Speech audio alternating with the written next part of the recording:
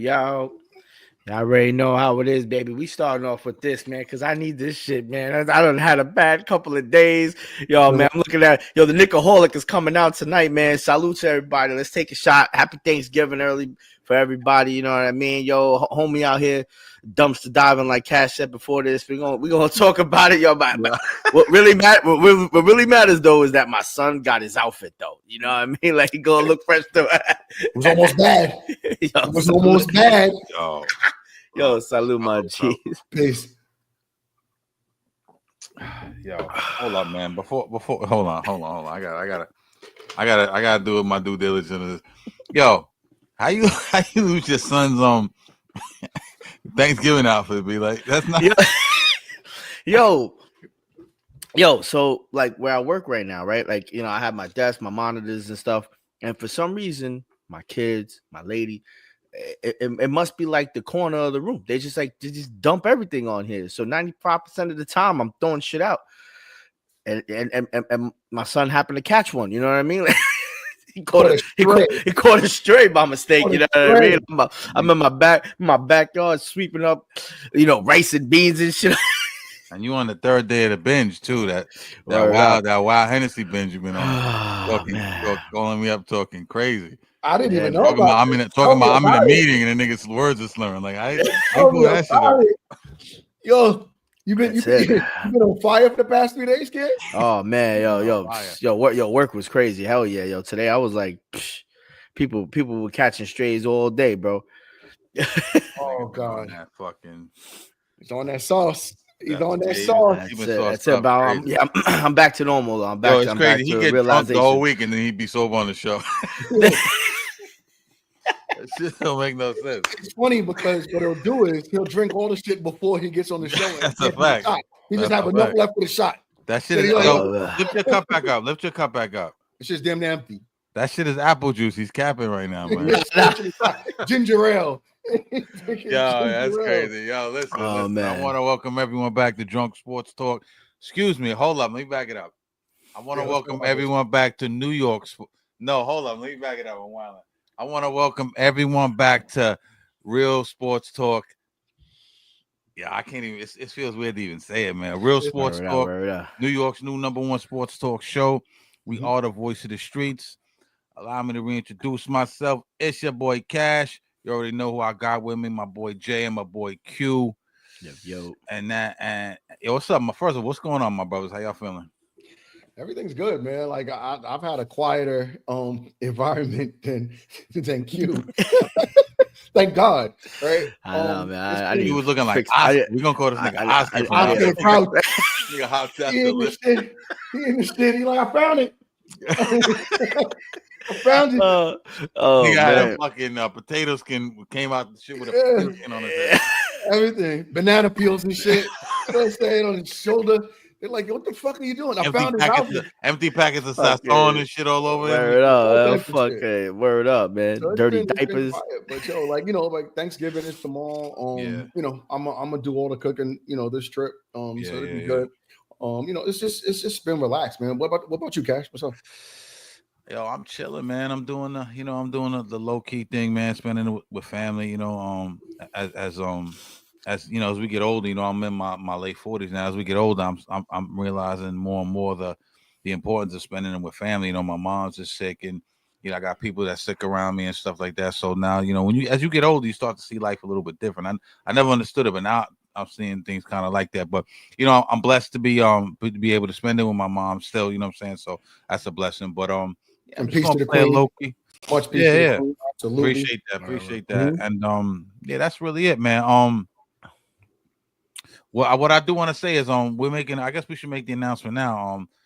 We will be the name Drunk Sports Talk will no longer be the name of the show, and that's due to a lot of advertising opportunities, a lot of business opportunities that were kind of having to jump over hurdles and hitting roadblocks, doing so.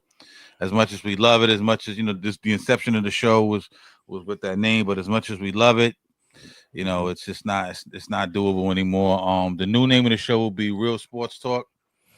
So if you're looking for us on YouTube, Don't be alarmed. We're not closing down. We're not shutting down shop. We're the DMX. We're just real sports talk, and we're gonna keep bringing that fire, man. You know what I'm saying? Yeah, we're gonna continue to to bring out the best in New York sports, and and as we start to expand, we're like sports merge, right? So you'll see that New York sports, as you'll see in this episode, have started to blend into other states, and and I think that's gonna make us. You're gonna have a lot of fun with us. Put it that way. Pause. That was wild, but that was wild. But don't let me end the show, Jay. Come on. No. I'm sorry, man. But everyone's gonna have a lot of fun. We're gonna make sure that we bring out breaking things as we break them. More information as we get it. We'll share our thoughts on it. We want y'all to share your thoughts with us so we could put it to a test and see what philosophies and what thoughts make the most sense. Some of the shit we say makes sense. Some of the shit we say doesn't. Right. But that's the beauty of our show. Like you can agree with us or not. We actually, challenge you to compete. Let's do it out. Let's have some fun. That's it. Let's have some fun, man.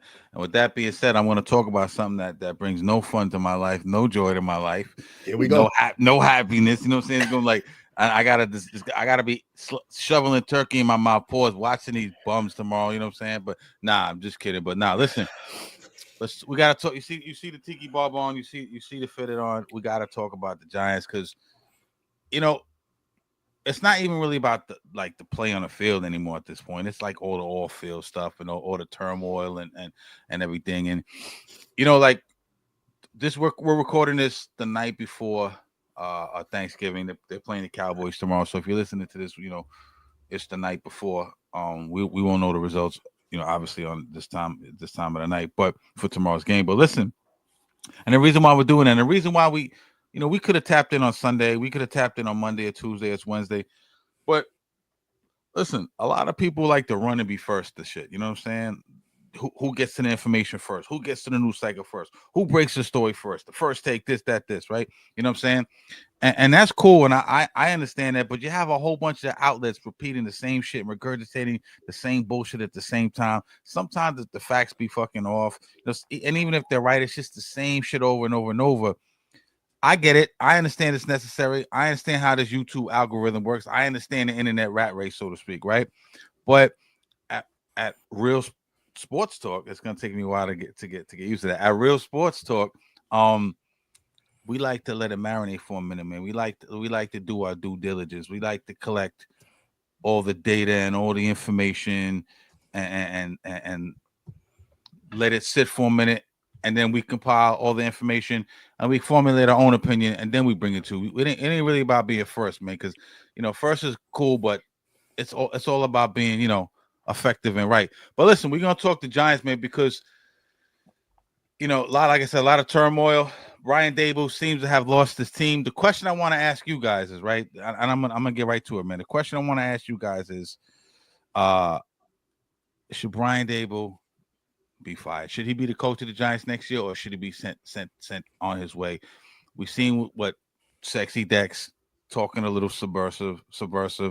We've seen Malik Neighbors talking subversive again, then doubling back down again, you know what I'm saying, today or yesterday, whatever it was, you know what I'm saying, and Brian Burns had said something a while ago, and they're a little bit upset about how the Daniel Jones situation was handled, the business of business of NFL kind of spilling over into the locker room. Yes, we understand why Daniel Jones had to be cut, the injury clause and all that stuff, but the team looks at it like, you guys, he gives us the best chance to win. You're letting the business of football, choosing that over winning, so to speak, right? So real quick, Q, I'm gonna go to you first because you just came out the fucking dumpster and shit. You need to you're right. Brian Dabol keep his job next year. I think so.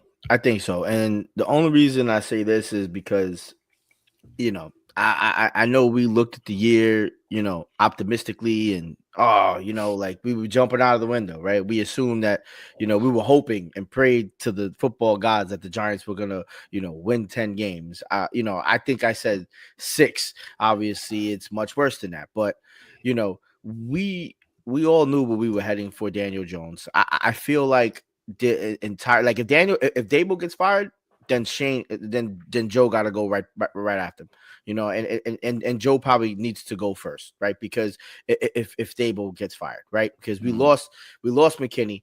He's leading the league in interceptions, right? We already know about Saquon, right? And you can see all the memes and all the TikToks and the Hard Knocks footage. That's why John Mara didn't want that, right? Because now there's a spotlight on the organization of us looking like we do not know what the hell we're doing. We got Rex Ryan out here frying us, like we just looking like we're in shambles. Now, I say that to say this only because I would like to see what he can do. Like this is the true testament now, because it doesn't get much worse than this.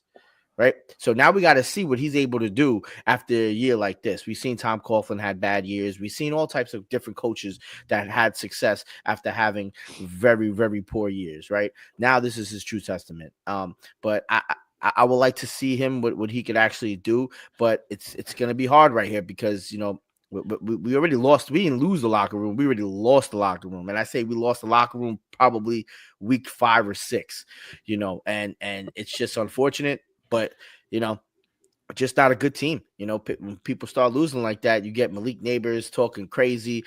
You got Dexter Lawrence calling his team soft. Like it's just wild right now. And to be in that type of locker room with that type of mentality, that's not the type of culture that the Giants ever had. And that's not something that other players want to be around, to be honest. You know what I mean? But, we'll just have to see what John Mara wants to do. But I'll tell you right now, like, I don't know. It's gonna be pretty bad. And tomorrow now we gotta watch the shit show. So oh my God. Jay, yeah, just give it to me straight. Pause. What do you think? Q said everything really that I said that I previously. But one thing I can say is, and I said this before when I spoke about the Jets, you can't tank in a sport this violent because people are putting their lives and their bodies and their careers on the line every single week. When you make decisions like the Giants have made over the past week and previous, what you're doing is you're telling the team, you're telling that locker room without telling the locker room verbally that we're giving up. We're not going to push forward, or we're not going to aid and assist the other 51 players in this locker room to put the best product on the field. And that's dangerous because now if no one believes that they have the ability to win a football game, if no one believes in that locker room that they have, how much energy are they going to expend on that field for 60 minutes? It's going to diminish. And when that diminishes, when you know that the person next to you is not giving his best effort, yours goes, just depending on, like just the moment. And that's uncomfortable because now you'll start to see injuries. Now you'll start to see people that absolutely are just not performing up to snuff, and you'll start to see things go in the opposite direction. So it's dangerous what they've done. I don't think that they did anyone any favors by making the decisions that they made. We know that the Daniel Jones decision was a business decision, and as poorly as he played, right? He played, what was he, 24 and 44 and 1 as a starter. As poorly as he played, we made that decision, and I don't mean we, but New York brass made that decision to give him that contract. Now, granted, he's 3-16 or something like that in his last, 19 starts. It's been bad. We understand that, but it was already bad. And we chose to give him the money. We chose to make the decision to go in a different direction rather than give money to Saquon. And I don't know that Saquon would have been the savior. Maybe we have a better record or not. I don't know if Saquon would have had the year he's having, now here. And I've argued this back and forth with people. I don't believe that he would have because we just don't have the components in the Giants building to aid and assist that type of year. But without that, it doesn't matter. The upper leadership has made this a situation where you have created a moment where you have given up. And remember, a fish stinks from the head down. Mm-hmm. So if the upper leadership has already quit, it goes to the, I'm not going to say that that Dabol has quit, and I don't think that he's preaching that in the locker room to quit. I just think that it's just visual and there's a feeling. I keep saying this all the time, and this is a common theme when I talk about sports. People don't remember what you say or do. They remember how you make them feel. Mm-hmm. And those 52 gentlemen in that locker room don't feel that they are being put in the best situation to win football games. And when that happens, you get the product that you have. And when you get the product that you have, you get injuries and you get people that are going to give less than what they feel is necessary. No one wants to be hurt. No one wants to lose money. No one wants to be in a cast. No one wants an Achilles injury. Nobody wants to get rolled up on because of a missed assignment. It's just an overall shit show. And I didn't think that it could get any worse than the Jets, but it has. It's pretty bad. It's pretty bad. Let me run a clip from Dominic Foxworthy, basically talking about what he believes the team is upset about and why they've checked out. Just check this out real quick. This was a moment I did not see coming. But here's where I don't want to overstep, okay? I want to hear from the players because I heard from Teddy Bruschi and I heard from a lot of the guys this weekend.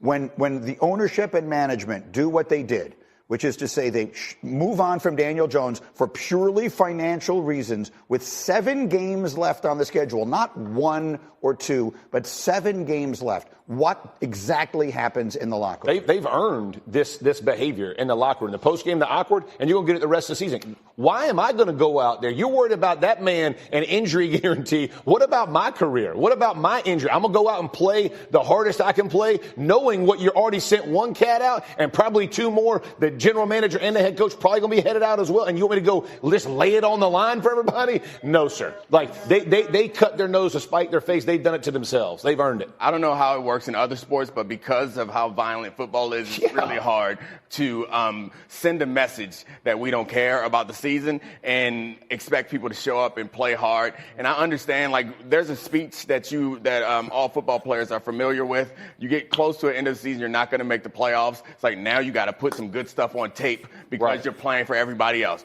You can't give that speech mid-season. It's way too early to have guys playing for themselves at this point. And it's not just benching Daniel Jones for obvious financial reasons. It's skipping over Drew Lock. It's suggesting that we want to all lose. Of it. Yeah. It's like a really bad thing. And I don't know. I don't want to pile on this team or those players because it's I think he's made a really good point there. It's not only the way they handle Daniel Jones. It's the fact that they're skipping over Drew Lock, which I believe the team feels gives them the best chance to win. Jay, and a lot of what Jeff Saturday said, you were spot on. You had just said right before. Which is shocking because I didn't hear that. Which is right. It makes me feel good that I actually your analysis was spot on, right? My thoughts were pretty congruent. Yeah, absolutely.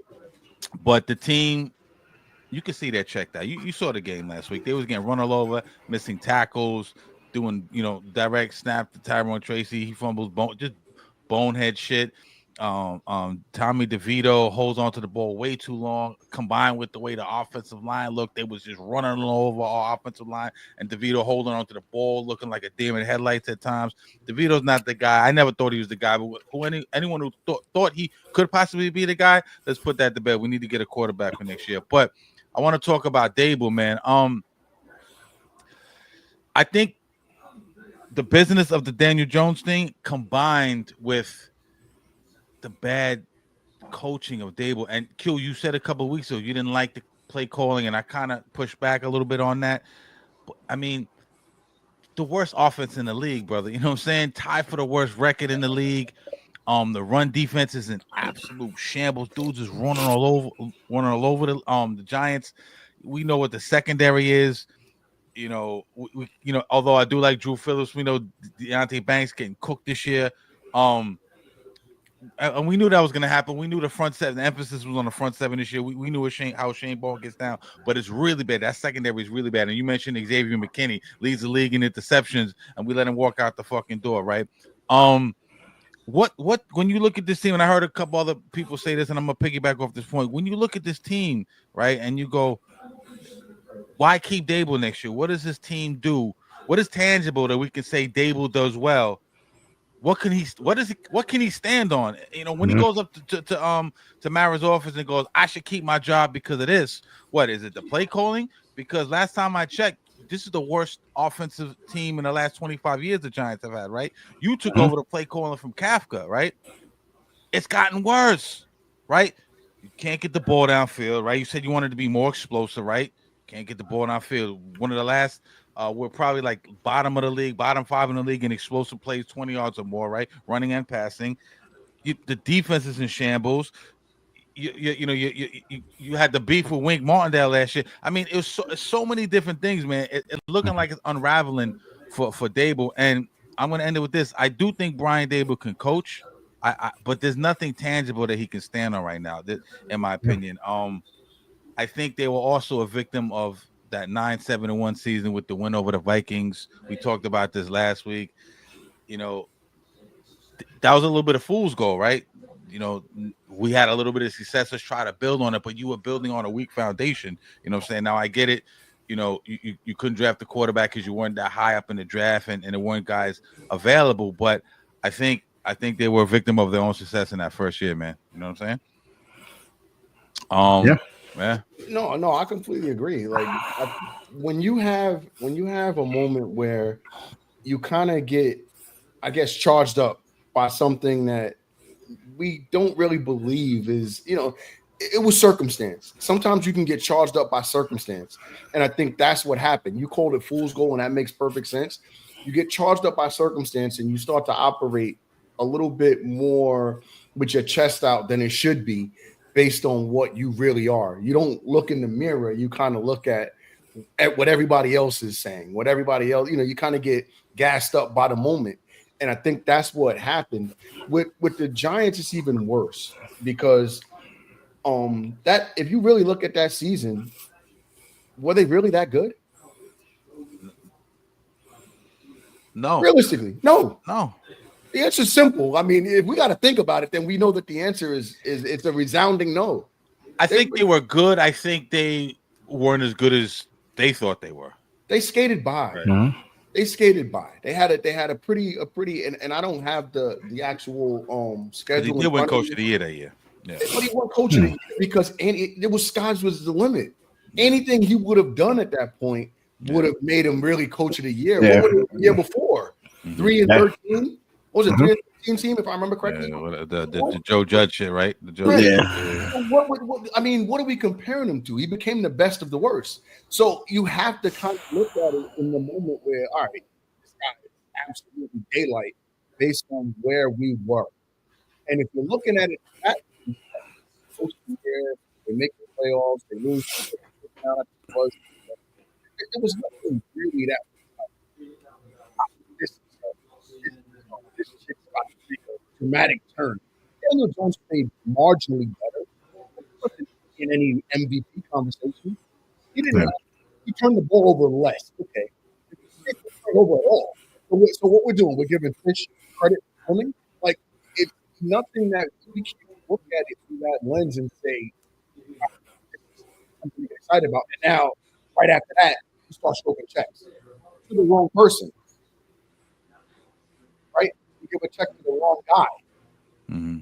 And our real talent leaves the building and goes down the fucking highway and becomes the MVP frontrunner in a matter of, 12 weeks. 12 weeks to MVP frontrunner. Yeah.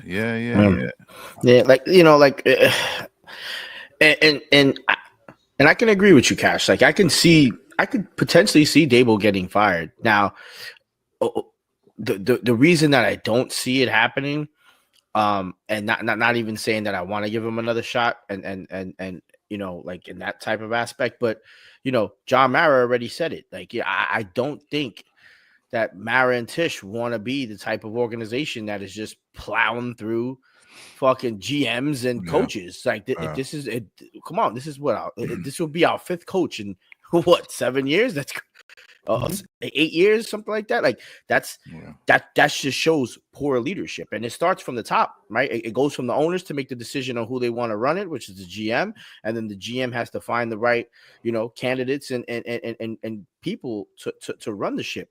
And I think it starts with Joe Schoen. Like I can't see Dabol getting fired without Joe Schoen taking the blunt of this, because he decided to sign,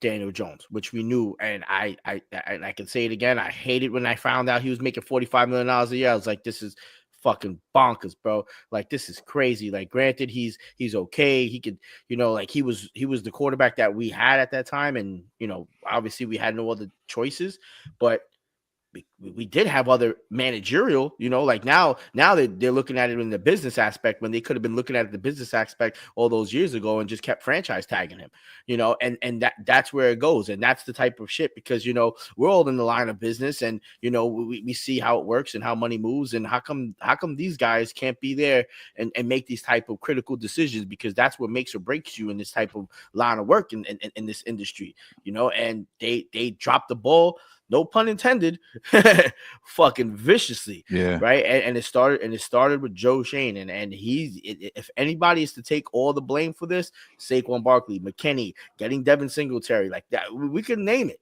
Right. We can name a ton of shit that he done made, and he's the one who had to sign off on it. It comes down from him. And Mara's going to have to be the one that makes the decision at the end of the year, whether or not he chooses to keep him or not, because then now we're truly starting from square one again, as if it looks right now. I got a question for y'all. I'm sorry, I didn't mean to cut you, Cash. What you saying?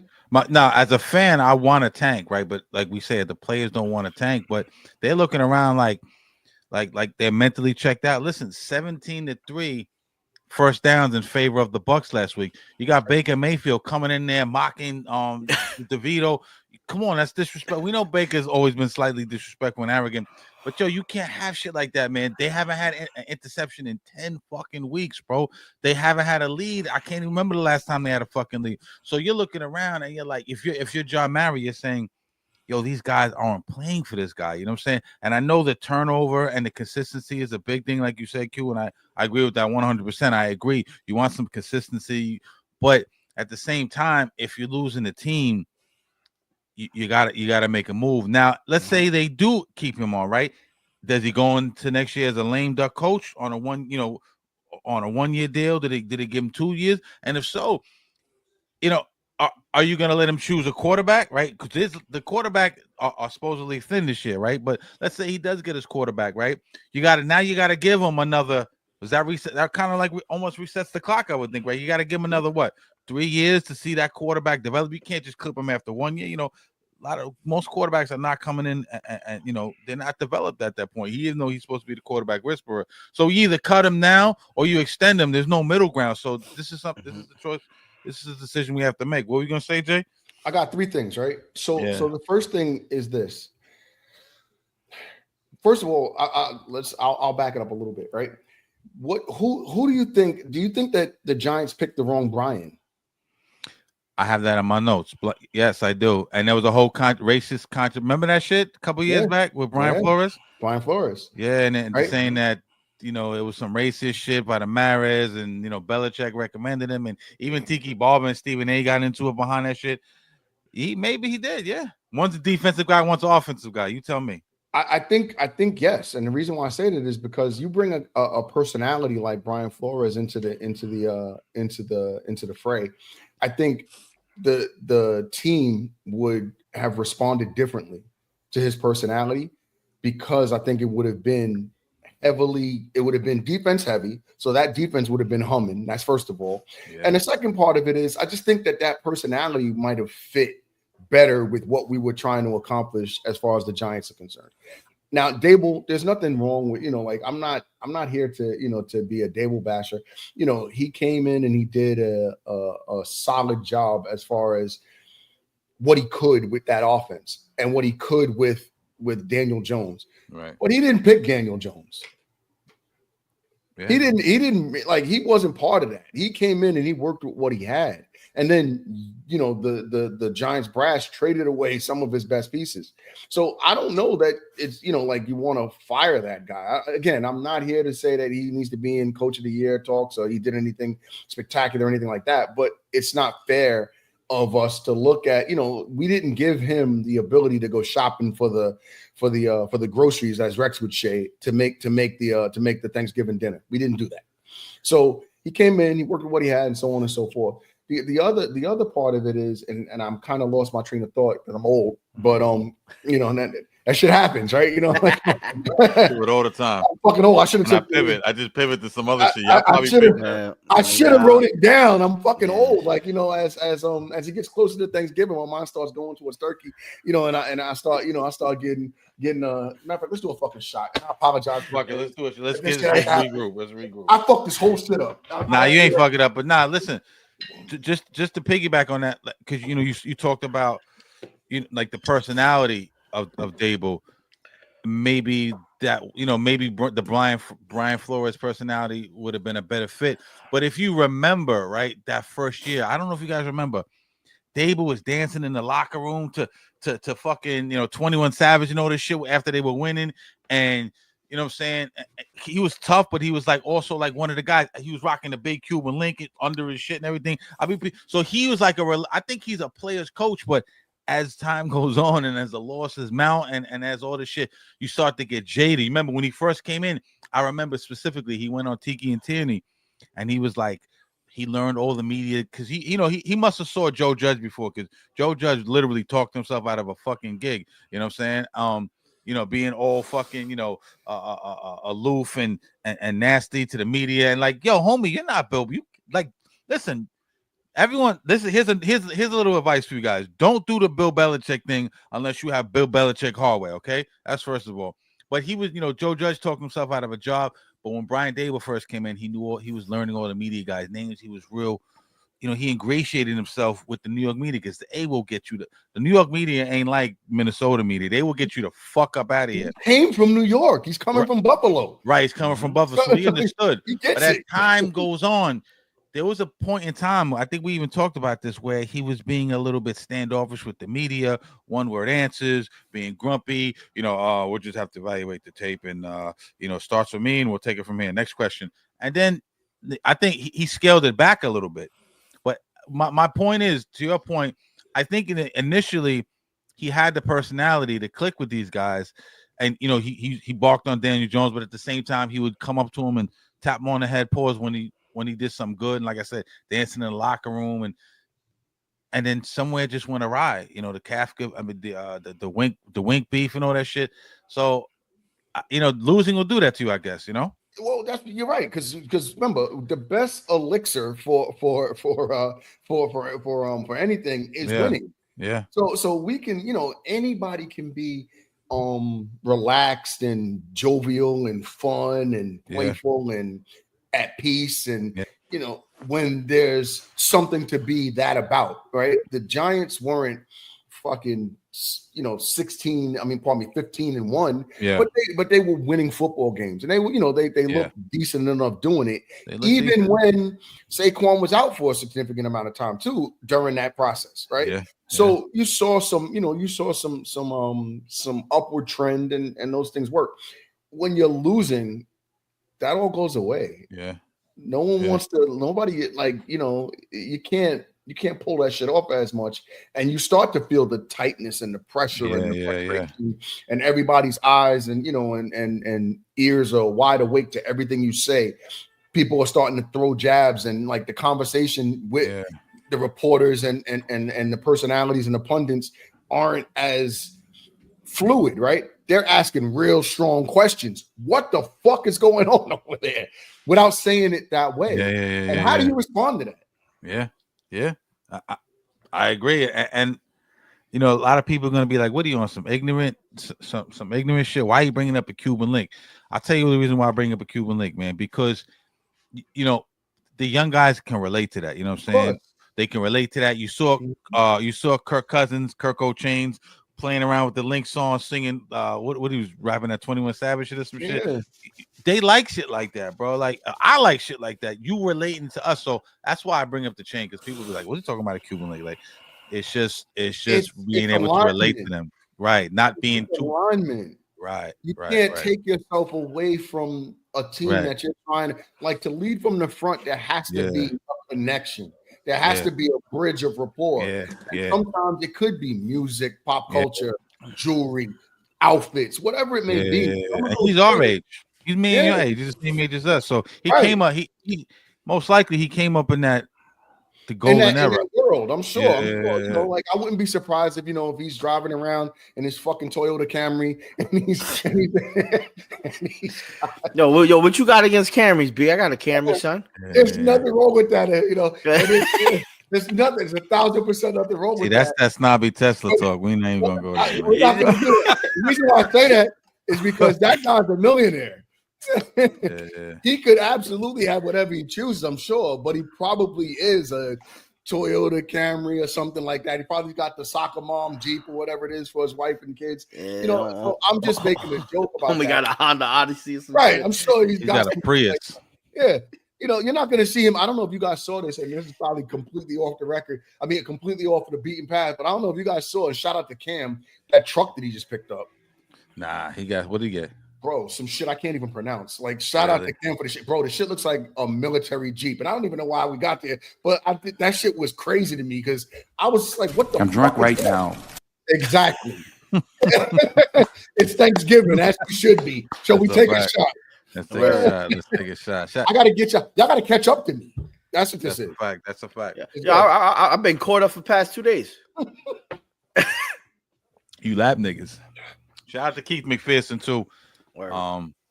Just corresponding with him on a DM and shit. Shout out to Keith McPherson, my favorite motherfucking radio analyst, sports radio analyst outside of us. But yeah, definitely. And shout out to Billy Walker too. Last couple of guests. Yeah. So we're gonna see what happens with the Giants.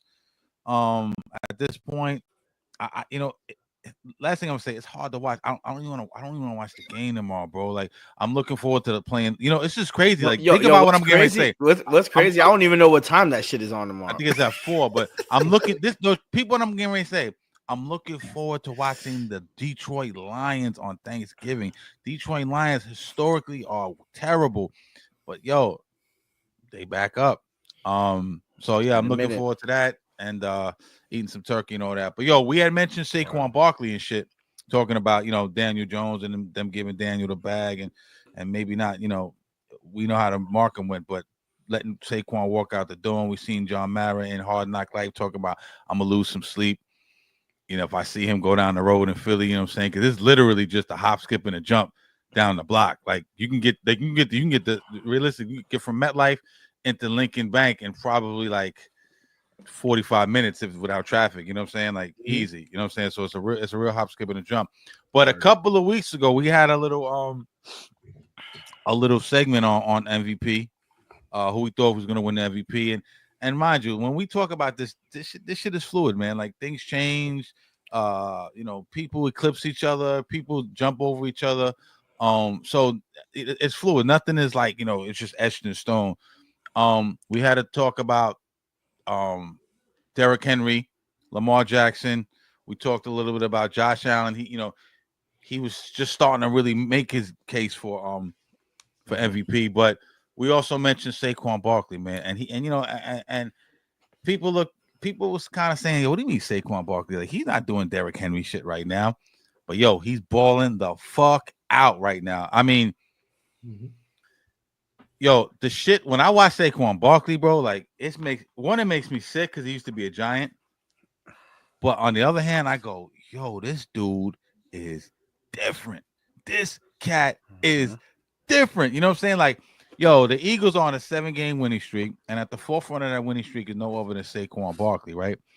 I believe they have a 2-to-1 run to pass ratio. So he's a huge, huge part of their offense. I mean, real quick before I hand it off, some of the things he does, man, some of the runs that he does are mind-boggling. The holes, the gaps. I mean, he shot through. I think he shot through the B gap the other day. Shout out to the Eagles' offensive line because their offensive line is stout. You know what I'm saying? Even with Jason Kelce gone, their offensive line is stout. But he shoots through the B gap the other day, right? And I'm like, and he busts off a 70-yard run for a touchdown, and he's just on fire running, bro. And I'm like, this dude is crazy. And I mean, in my opinion, right? Other than the video game shit, the Eagles are not where they are now without Saquon Barkley. A.J. Brown has been banged up. Jalen Hurts, I think he's a good quarterback, but I don't really trust him in big spots. He catches passes out the backfield. I mean, you could check down to Saquon Barkley. He can get you 40 yards easy. Just on a simple check down, right?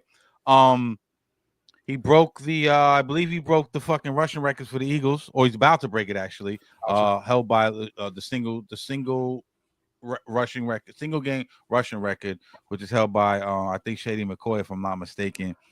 And he's on pace to hit 2,000 yards this year, man. If he keeps it up, then those are definitely MVP numbers. And I think he's on pace to get total yards from the line of scrimmage, which is Chris Johnson's record. So he's getting ready to do big fucking things.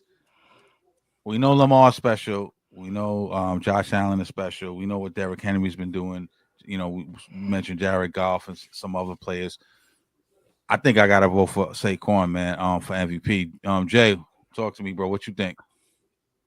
I love what Saquon's doing. I'm kind of in agreement there, but I'm gonna shift gears a little bit, and I'm gonna say I like Jared Goff, and you know the reason I like Jared Goff for MVP. I'm drunk right now.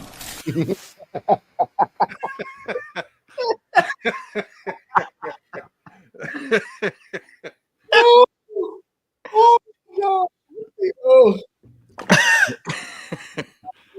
Nah, I got my bad.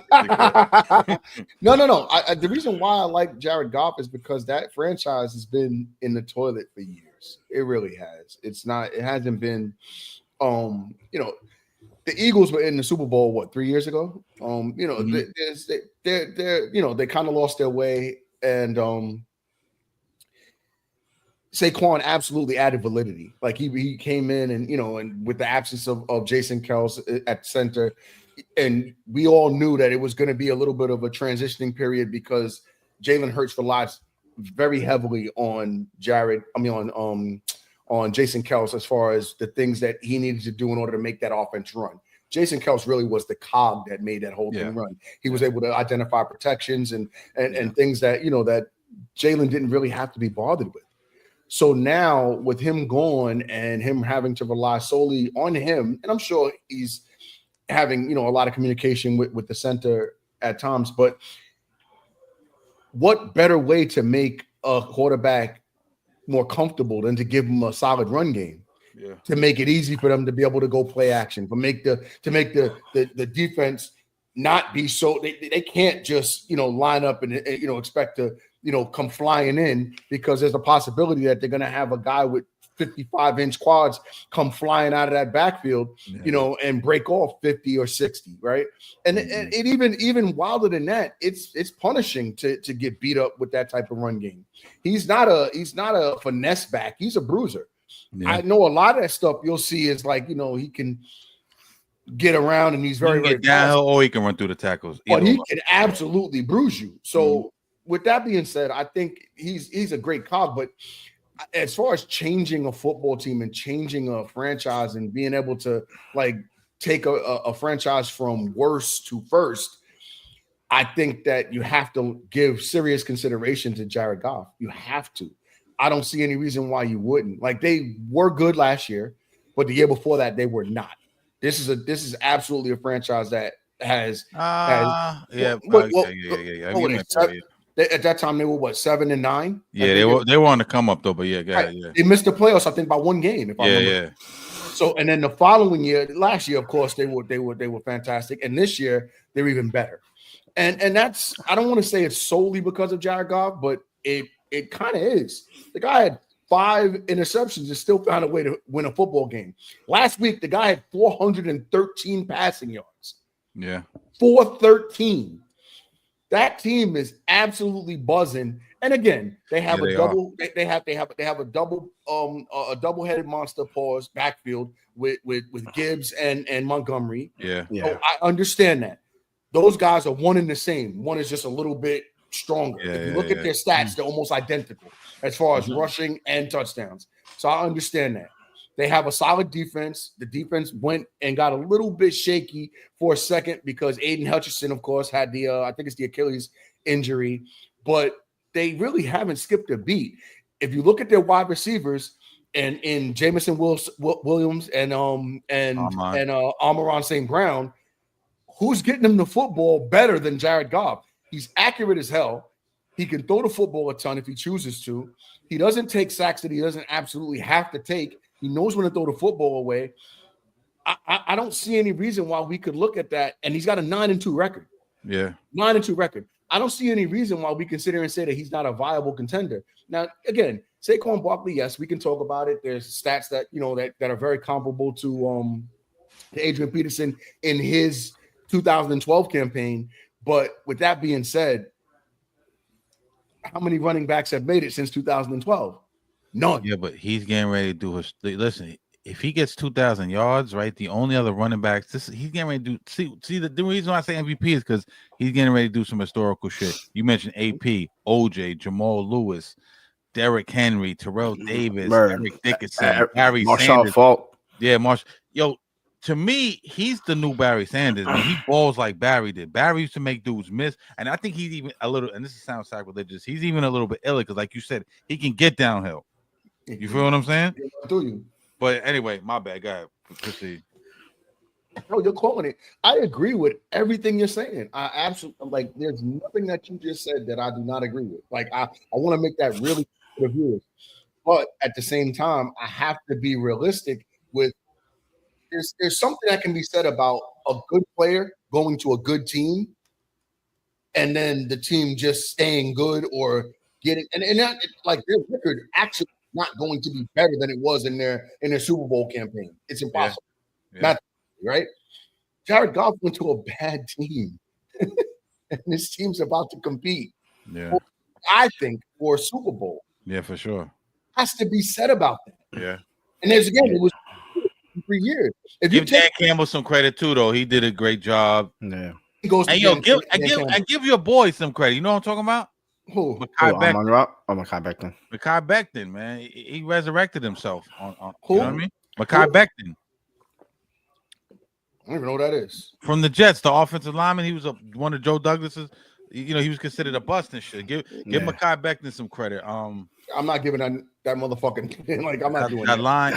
I'm joking, but I'm not. But I'm not. That guy's not in my radar as far as like who I'm giving credit to when it comes to making. I'm bugging out. I'm tripping. Mekhi Becton's on the Eagles. I'm tripping. I'm talking about. I'm like, I don't know who that is. Like, who am I talking about? Who that offense? Damn. Let me look this shit up. My thought process is solely going to be on if you take Jared Goff off that team is not where they are right now. If you take Saquon Barkley off that team, they're still going to be a good football team because they already were. So well, yeah. So what? That's what I was talking about. So well, yeah. The right tackle, yeah. See, like, and I don't know. It's just let's think of it like this, right? So MVP, most valuable player, right? So we want to talk about that one position, you know, that one person that's outshining everybody, you know. And you think about the running back position, they don't really have much to depend on.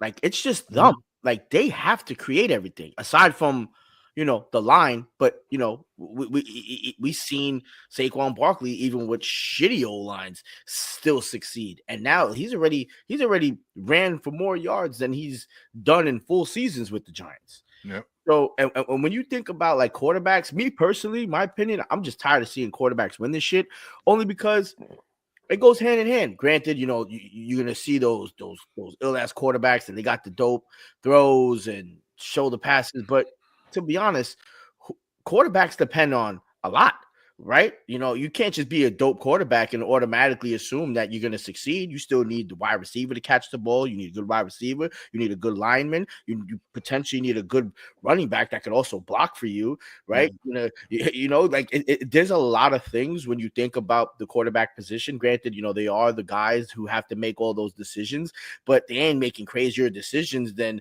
you know, running backs. They're processing information on the dime. Like, come on, Saquon Barkley just did a half hurdle fucking back, whatever the juke. I don't know what the. That might be one of the illest shits I've ever seen. That is the illest shit I've ever seen. Yeah. That's the truth. That's the illest shit I've ever seen. This shit is wild. They added that shit to Madden. Do y'all know that? Yeah. I saw it. You know, that shit crazy. And I think it's time to give it. You the know, MVP thing. Yeah. You know, and I think it do if not in substance, in, you know, marketing at least. Style points. You do that? And you gotta think of it like this too, because Derrick Henry back in 2020 had a similar year than what Saquon's having right now, and he got jerked. you know, and it needs to change, you know, because right now the running backs, what does every team really need? You know, like we just named a bunch of good teams, and they could be better if they had a better running back. Now put Saquon Barkley on any of these teams, you know, like you put the Ravens, they wouldn't be just as successful if they didn't have Derrick Henry being like type of playing that he is right now. You know, we've seen them have other running backs that, you know, that didn't really do, you know, what he's doing right now. And, you know, that can cost the game. I just feel like that position it just owes more credit to what it is. You know, they're super underpaid, that they always get beat the fucked up, you know, like it's just, and it's time to shine some light on these guys that are true game changers, you know. And I think if he continues for what he's doing right now, he has to get it, you know. He has to get it, and I'm rooting for him, you know, even though he's on the Eagles, so that shit kind of hurts, you know what I mean? Fuck, can't stand him niggas. Slight correction. I don't know if he has to get it. I think he deserves to be talked in the conversation for sure. I still think you mentioned Jared Goff, and not to cut you guys off, but I still think Lamar is definitely up there. And I even think Josh is starting to make a big case for himself, man. That team isn't as good as.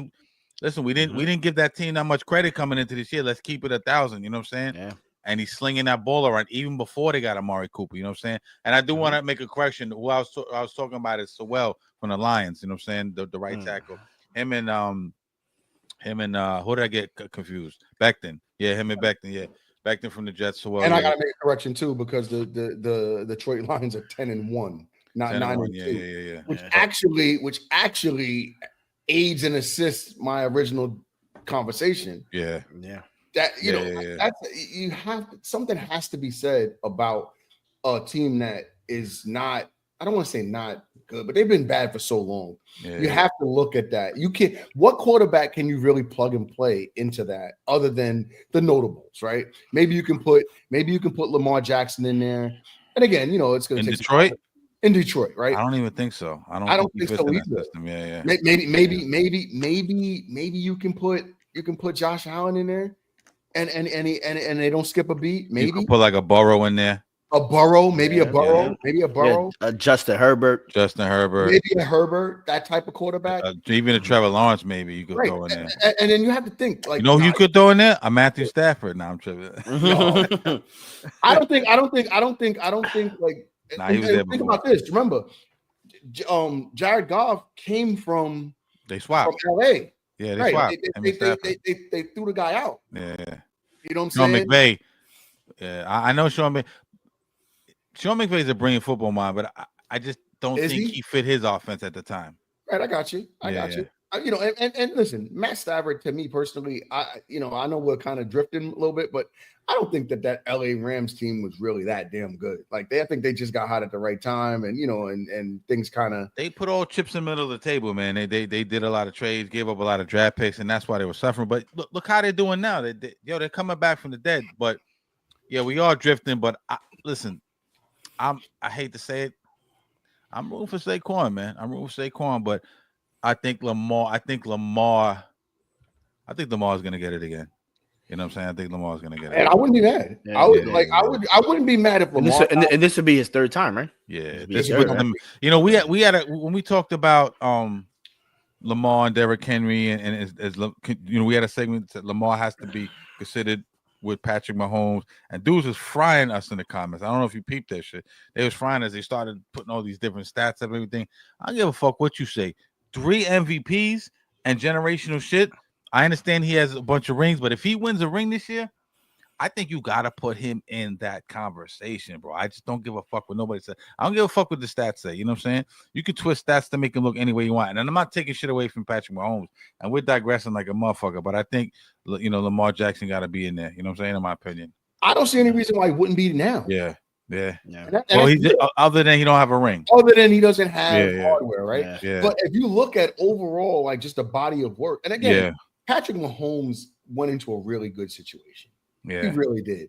Like, Alex Smith was on the trajectory before, like he absolutely kind of, you know, Andy Reid and Alex Smith at that time were kind of in a great space. You know, knock on wood, things worked out the way they did, and Patrick Mahomes kind of came in, and his talent is unbelievable. Don't confuse what I'm saying with understanding what talent is. But if you put Lamar Jackson in Kansas City, what do you like? Come on, are we kidding here? Yeah. If you put Lamar Jackson in Kansas City, come on. And this year, their success is predicated really on that defense. And shout out to my man, because he's my favorite DC of all time, because he got us. He got his 2. Did he get his 2? Stevie, two, he right? got 2. Yeah. Stevie. Spagnolo. It's my man Nolo. Spags. Spagdolo. I rose Dolo from state to state. Spags is official. You know what Spags I mean? official. They show him more than they show Andy Reid. They do. Word up. You know what I mean? Spags. So yeah, shout out to Spags, of course. Yeah, Spags, between him and the Taylor Swift girl or whatever. She's calling plays too. We're gonna digress off this. Give it to Kelsey. We're gonna digress off this Jets and Giants shit. I know we say it every week, but this is probably the last fucking week that we're really gonna deep dive until somebody get fired. Until somebody gets fired, and then we'll start talking a lot more NFL football. You know what I'm saying? Unless the Giants come out and they blow out a team 52-7 or some shit like that. Even then, wake me up when you draft a quarterback. I don't. Yeah, word. Those guys ain't doing none of that sort. Yeah, we'll start to talk. We'll start to talk about different niggas. I'm itching to get into really the rest of the rest of the NFL. But yeah, man, good shit, man. Any last thoughts on that Saquon shit? No, I mean, listen. Again, I'm not mad if he wins it. I don't think that he will. I don't think they'll put a running back in as the MVP. I think realistically it'll probably go between Lamar Jackson and I'm gonna say Jared Goff. You just said they won't put a running back as far as MVP. I don't think they will. No, I'm just focused. I'm saying Lamar Jackson's like a running back. Oh yeah. That's true. That's true. That's true. He got like 900 yards already. Wow, bro. But his pocket game is gotten so much better, and I want to give him credit for that. Yeah, there's nothing about his game that I don't think that I don't like. Like everybody said, he couldn't throw the football. He can absolutely throw the football. He can. Remember, it was like Joe Flacco was better than him that year. I was like, that's crazy. Bro, he took Flacco's spot, but that guy's special. Like he's absolutely special. He earned the first 2. If he gets this one, I would absolutely applaud and be excited about it because he's done things that I haven't seen. It was one play, and I hate to jump over the place, but it was one play, I think it was 2 weeks ago, where he ran up the sideline, and it was just it was so matter of factly. I'm trying to remember how he pulled it off, but it was just so matter of factly. Everything about that, what he does, it doesn't seem forced. It seems like it has no effort. Yeah. He's just that damn good, and that's at this point. I know. Cash texted me earlier, and he was like, "Yo, $25 for the Giants versus Ravens." I'm like, yo, I guess I'm going there. Like, if I would go to that game, I'm going to see Lamar Jackson and Derrick Henry. Y'all gonna go? I'm gonna go. No, I looked on tickets. The tickets, they got like $40 tickets up top and like $100 tickets, like really, really decent seats because nobody's really fucking with MetLife right now. So I'm like, I swoop in there and I get to see Lamar Jackson play and Derrick Henry play. It's a win. It's a win for me. And I was like, we can get some content for the show. So I was at, but he was like, because he texted me, nah. I texted him. I said, yeah. I said. I texted him a picture of the StubHub shit, with the prices, and he was like, "Nah, I'm good." Nigga just deaded me, dubbed me. Immediately, I was like, "Nah, I'm good." I thought about it. I'm like, "I'll do it for the show," but this team is crazy, man. Like, I remember I went to the Giants. So talking about the Ravens, I went to the Giants and Ravens game, right? Probably maybe 8 or 9 years ago, and this is this is the game that's Odell Beckham had those 2 60-yard catches for touchdowns. Man, I think I almost broke a seat in that stadium, man. That shit was electrifying, man. But yeah, the Giants really got to get back to those, man. And I'm hoping we figure it out soon. Yo, let's before we get at it, we gotta, what we can't get at it without doing. We gotta talk. We got to have Nick talk. Nick talk.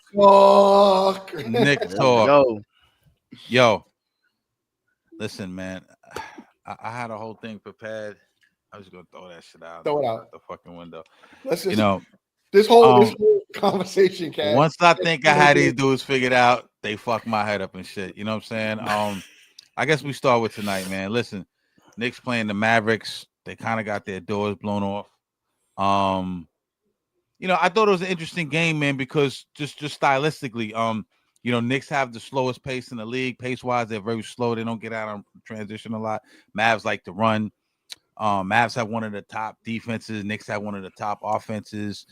Kyrie, Brunson, that matchup. I know Clay wasn't there, Luka wasn't there, Gafford wasn't there. I said I don't know how much of a barometer this is, as far as a test, because the Mavs aren't at full capacity. But I thought there's some things that was very interesting stylistically about the game. But honestly, the Knicks was bricking all night, bro. Bricking all night. They go from having their biggest offensive game of the season, not only their season, of the whole NBA. I think they dropped the most points, 140, whatever the fuck it was, against Denver. And that was a really good win against Denver. OG got his shit off, 40 points, right? To maybe they're one of their worst scoring games of the season. Definitely the first quarter and the first half. I think they have 15 in the first half and 28 and 15 in the first quarter. I think it might have been 28 in the first half, right? Correct me if I'm wrong.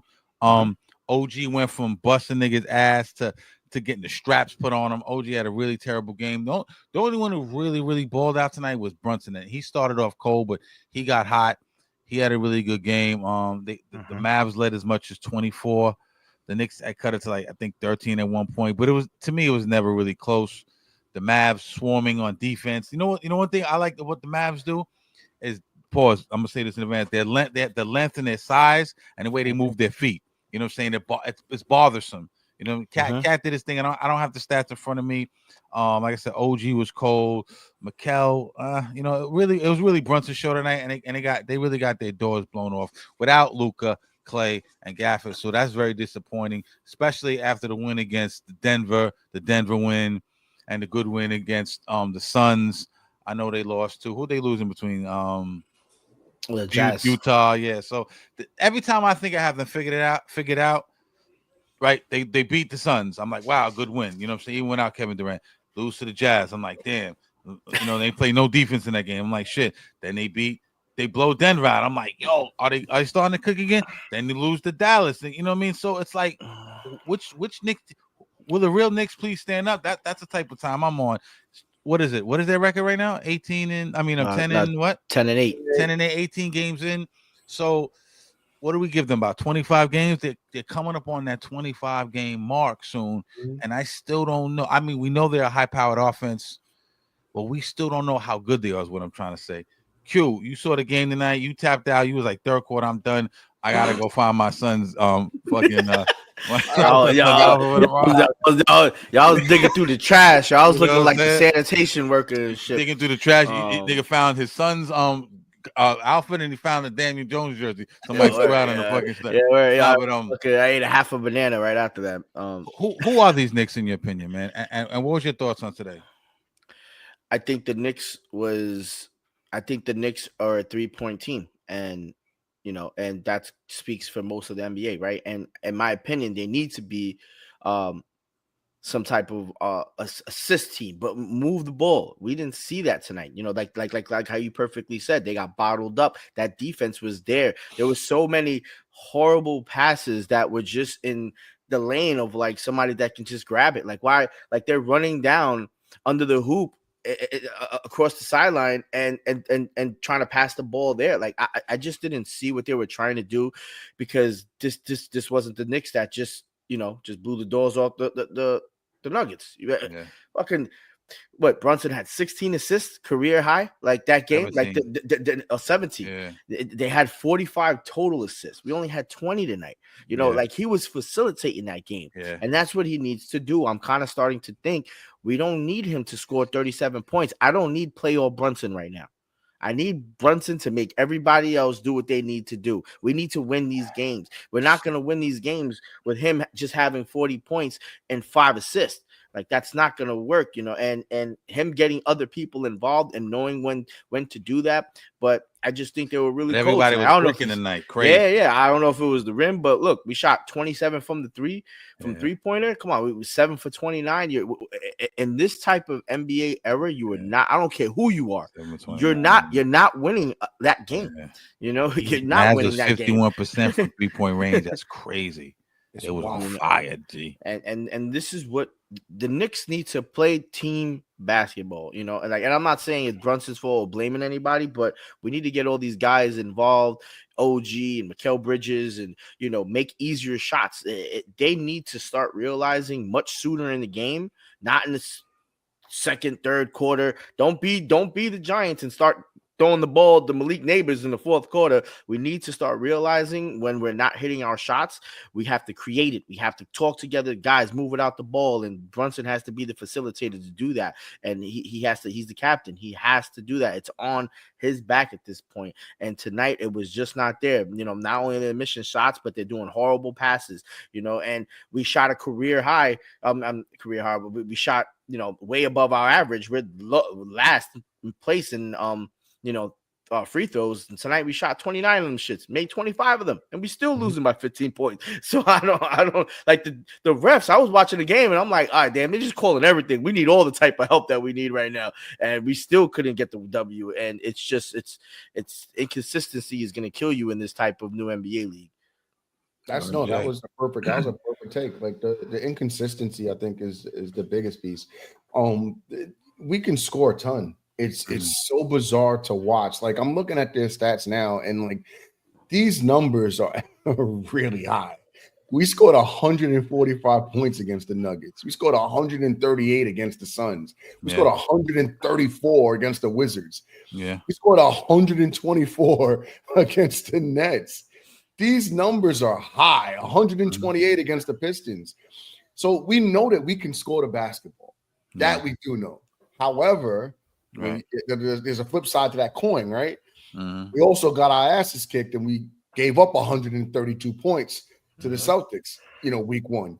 You know, we get outscored when we're not clicking. And that's the problem. Like, we have to play defense. Yeah. We don't play the defense that I would like to see. You know, we gave up 121 to the Jazz, 129 to the Mavericks tonight. Those are really hot scores. I think it comes from expending too much energy on offense, to be honest, to the point where it doesn't translate on defense. I was talking to someone earlier today, and I was like, you know, like, it's symmetrical. Cash, you play basketball. Q, you play basketball. We know that when you're clicking on offense, just your body, your energy is different, and you just tend to play better defense because you're flowing, right? Yeah. But what happens when you don't see the basketball go through the hoop? Shoulders slunch. Yeah. You fly down on defense, but maybe it's not the same because you're already thinking what I'm going to do when I get the basketball again. Yeah. And I think that's kind of like what's happening to us in this stretch. So that's why we're seeing the inconsistency. We know for a fact we can absolutely fill up the basketball hoop, right? But at the same time, we also understand that when we're not manufacturing offense by playing better defense. Right. Yeah. It's not happening. It's just not. The great ones know how. All right, if you know, take a Mike. Mike was able to, you know, like, and I hate to go that far back because everybody's going to date me, but Mike was an MVP and a Defensive Player of the Year in the same league. I mean, LeBron too early on, right? You know, LeBron never won the Defensive Player of the Year. Yeah, but he was good on. He was all defensive team. Absolutely, absolutely. But you know, but that comes from just a mindset. Like, all right, I'm not maybe, you know, like, my offense is not clicking. I got to affect the game in other ways. And then sometimes that energy translates and it correlates towards the offensive side of the basketball. I think that the Knicks get a little lost when we're not seeing that basketball go through the hoop as often as we would like to, or if we're getting bricks and shit like that, like we saw tonight. It just doesn't, you know, it doesn't translate, and then we end up, you know, getting our ass kicked to the tune of 129 to 114. What worries me a little bit, and is Tibbs is like, and we said this before, Tibbs is a defensive minded coach. This is new territory for Tibbs, you know what I'm saying? This high powered offense and everything, you know. listen, OG, stellar defensive player on that wing. You know what I'm saying? And you know, he shit the bed tonight, but his offensive game has really been developing. You know, we saw tonight, OG, listen, develop your offensive game, but right now I don't want you putting the ball on the floor. We don't want you trying to create your own shot. We want you moving out the ball, backdoor cutting, you know what I'm saying, motion offense, shit like that. You know what I'm saying? Mm-hmm. Putting back dunks and stuff like that. That's where you got to live at right now. I think at some point, OG, I feel his game is progressing. At some point, he'll be able to put the ball on the floor a little bit better. But Jason Kidd and them really exposed him tonight. He can't put the ball on the floor. They made a conscious effort, you know, to strap him up and everything. But I do like what I'm seeing out of OG. 40 points the other night, career high. You know, for you to be able to play at such a high level on both ends of the floor is just fucking incredible. And I think he should be an all-star. If not, he's a budding all-star. With that being said, Mikal Bridges, you know, Mikal Bridges hasn't been shooting the ball well. And I think he is really struggling to find out his role offensively on this team, because let's say OG becomes the third option now. You're looking at Mikal Bridges being the fourth option. Mikal Bridges put the ball on the floor a little bit better than OG, you know what I'm saying? But what I do like about Mikal Bridges, and you saw tonight, they had him on Kyrie early. I don't know if you guys peeped that. They had him on Kyrie. He's guarding the other team's best player. And they talked, I think Alan Hahn talked about that in the podcast. And that's good. So, you know, we have some good defensive pieces. You've seen spots where Cat has excelled in that drop, you know, that drop zone defense. Brunson has gone a little bit better, but overall, bro, if we're not, like you said, if we're not outscoring people, we're not going to be able to win. And there's a lot of teams in the league. You know, I know we have one of the top offenses, but when shit slows the fuck down, we got to be able to stop people. You know what I'm saying? If there's a lid on that, if there's a lid on that right. rim, we have to be able to put a lid on there. And we're in trouble. And I think, you know, Precious and Mitch are on deck. You know what I mean? Deuce is back, but man, there's something just not right with these guys, man. Like in terms of like whatever magic we had last year, where there's something missing, man. It's not all clicking, and I you know, we'll see. It's still early, but it ain't that early. You know what I mean? Yeah. No, yeah, it's true. It's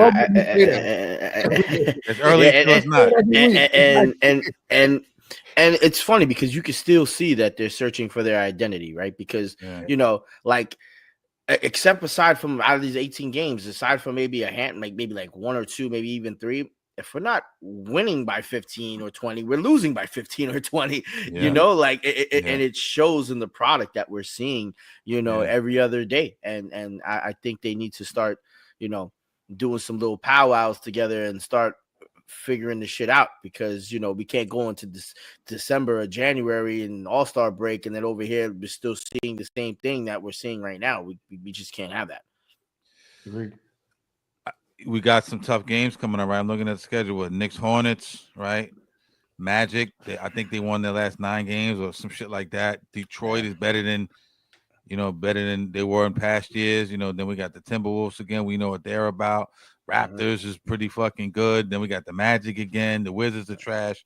Then the Thunder coming up. Then the Magic again. Then the Thunder. Then you know what I'm saying? So, man, we have a tough schedule ahead of us, man. Like, we're gonna really find out what we're made of, man. And if we not careful, man, we might get buried in. You know, we were supposed to be top 3 in the I think in the NBA, matter of fact, you know what I'm saying? We're not playing like a top 3 fucking team, bro. And you know, I harken back to what everyone says, you know, the Heat took about 25 games to figure it out. We're at 18. It doesn't look like we're figuring it out all the way, but I'll give them a little bit more time. But I'm definitely nervous, man. I'm definitely nervous, and I definitely don't like having to get into shootouts with people. Even though we have that offense, like you said, Jay, we got to be, when there's a lid on the basket, gotta be able to shut them down, man. That's, you know it. what I'm saying? I mean, we're nearing one quarter of the NBA season being over, and you know, and I'm not gonna sit here and say that we don't look any better than we did on day one, because we do. Yeah, for sure. But at the same time, you know, it's gotta translate on both sides of the floor, and we have to figure out how to manufacture offense when we're not necessarily shooting the lights out. Yeah. And Q, real quick, to your point, you had a really good point, and we kind of debated about this before. I do like Jalen Brunson as a facilitator. I think you're right. I think he needs to know when it's time for him to get his team involved and when it's time for him to go out and get buckets. You know, because we're gonna have two Brunsons: the guy that can facilitate and feed his team and get him involved, but also the guy that can go out and get buckets when he needs to get buckets. We need that. We always talked about having a bucket getter down the stretch. You know what I'm saying? A guy who can create his own shot, put the ball on the floor, and go to the rim. So I do like him as the facilitator, and I do agree with you on that point. And I think he's starting to fit. Like to me in the beginning, he didn't really understand how to play off Cat. He didn't know kind of what his role is. Am I 1A? Am I 1B? Am I who am I now? I think he's starting to understand who he is on this team, and that part I like. So that because he's starting to find he's finding his rhythm and shit. The footwork's looking a little more crisp. The turnaround tonight, he had a couple real nice turnarounds. That's real fadeaway. Yeah, that fadeaway is looking real good. You know what I'm saying? And Kyrie's a fucking hard matchup to fucking go against, man. Kyrie's a fucking wizard. Man, he just one of my favorite players, man. Kyrie's crazy. Ever. You know what I mean? He cooked Trae Young the other night, 16 in the fourth quarter, sent them on. Yeah, Kyrie is a fucking problem. You know what I'm saying? So to him to hold his own, because he held his own with Kyrie today. So him to hold his own. I know they worked out in the summer. You've seen him a little bit in the summertime working out together and shit. I think they're friends. So hopefully he learns some shit from Kyrie. You know what I'm saying? But yeah, man, that Dallas team, and I know they haven't had the greatest start right now, but when they put it all together and Luka gets back and Clay's dynamic from three and Lively's dope and Gafford and what's the other kid's name? The kid who looked like Kyrie, Dinwiddie and Dinwiddie and what's the other kid? Imagine if escaping me right now, yeah. Fucking and Clay were playing. This is why. Yeah, this is what makes it so frustrating to me. Yeah. They were making some really significant offense, and we still got bust open. By 129 points. That's wild. Yeah, that's wild. And got locked down too. Yeah. You know what I'm saying? It just looked bad doing it. It looked like they shot were just flat tonight. But them rims, I don't know, man. There should be an investigation. Them rims looked a little too crazy, man. This shit was like, it was you was crazy. Hearing like, it. You was hearing it. Like bong, all this crazy shit. I'm like, what the fuck? Shit wasn't even moving. I think somebody dunked and the shit didn't even like bend. It was OG. OG got that lob from Josh Hart early, and that shit. It looked like they moved this shit. I was, what the fuck just happened here? Last question, if the playoffs were to start right now, can the Knicks win a championship the way they're presently constructed? No, they don't. They don't have enough. They don't have a deep enough bench. Yeah, they don't. Even with Precious and Mitch coming back. Well, we need to know what they look like when they come back. Yeah, that's the campaign too. Champagne's been playing some decent ball. Like we gotta see. Does Mitch come back and is he Mitch of old? And then I think Precious will be fine. I think I don't think his injury was significant enough to put him in a space where he becomes he shows back up and he's not Precious Achiuwa. And I don't know how much we're going to depend on him for offense. We'll probably he just kind of fits in, right? He's a cog. We're going to lean on Mitchell Robinson for offensive rebounds, for defensive rebounds, for putbacks. For him to have better hands than tits for hands, Jericho Sims, right? So who's playing decent? Actually, he's playing. Yeah, I know you hate Jericho, but he. I don't hate the guy. I don't know. He played some good on-ball defense tonight. Pause. You know what I'm saying? Yeah, but every time it seems like it's funny because every time I look up, I'll be doing something, in the middle of watching the game. T-Rex. I just see his fucking hands and he grabs the fucking basketball and the shit goes flying out of. I'm like, bro, wrap your fingers around the basketball. Like, there's no way in hell that like it just seems very odd to me. How many just grab that grab the rebound, bro. Like stop slapping and in the air. Like I don't know. Crazy, but, man. Listen, shout out to Jericho Sims, you know what I'm saying? Shout out to Jericho, tits for hand Sims. Tits for hand Sims, Shout out to Jericho, tits for hand Sims. Tits for hand Sims. That's just crazy. I'm gonna run into Jericho and be like, the fuck you say about me? I'm like, he's gonna try to swing. Not tonight, bro. Not tonight, Jericho. Even if he tries to swing at you, he miss. Don't get done like Gino talking about we ain't doing this. Not tonight, dog. Listen, I love the Knicks, man. Not tonight, I'm not doing this yet. I'm not doing this yet. We're off the rails already. I see what happened. Well, happy Thanksgiving. On that note, right? Thanksgiving. hit like and subscribe and all that good shit. And Word The up. bell, I was and off then my what it game is. today, but I'll be back. I'm tired. I'll be back. It was supposed to be, man. Like this is Yeah, word up. I wasn't on my game today, but we're cooking, we're fucking cooking preparing. literally and figuratively. Where you already know Preparing. real sports talking, guys. Be on the Doing the lookout, Henny White yo. tonight. That's you got the shit going. Word night up. before Thanksgiving. I do a little Henny White. And all you listeners, yo, just be on the lookout, yo. We're about to start having some merchandise for y'all, so we're gonna share that link as soon as we get it up and running. So be on the lookout. Make sure y'all subscribe, click the bell. Real Sports Talk is always in the building. I'm drunk. It's Real Sports Talk, and I got Drunk Sports Talk on the header. That's it, because you drunk. You know what? Hit it again. I'm drunk right now. Well, you called it perfectly on my segment. I was like, yo, that shit was fire. I had it queued up. sitting there. I'm drunk right now. I'm drunk right now. Hold on. Oh man, where is it? I can't even find it. I know I'm drunk. I'm drunk right now for real. I'm drunk right now. Yo, much love. Much love. I'll get it next time. Yo, much love, New York. Salud. Salud. Peace.